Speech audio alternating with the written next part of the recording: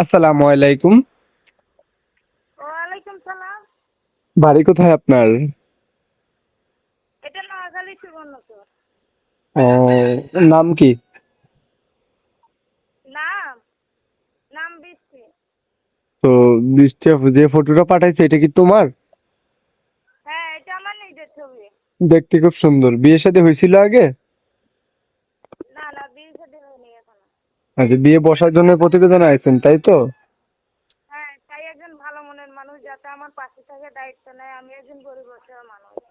ও, তো কিরকম ধরনের মানুষ চান আমাকে বলেন। এরকমই হোক, তাতে কোনো সমস্যা নাই, যাতে আমার পাশে থাকে এরকম একজন মানুষ চাই। আপনি পাশে থাকলেই হবে? হ্যাঁ তো দর্শকরা কন্টাক্ট করবে কিভাবে আপনার সাথে? মোবাইল নাম্বার আছে? হ্যাঁ, এই যে নাম্বারে ফোন দিয়েছেন এই নাম্বারে কল দিলেই হবে।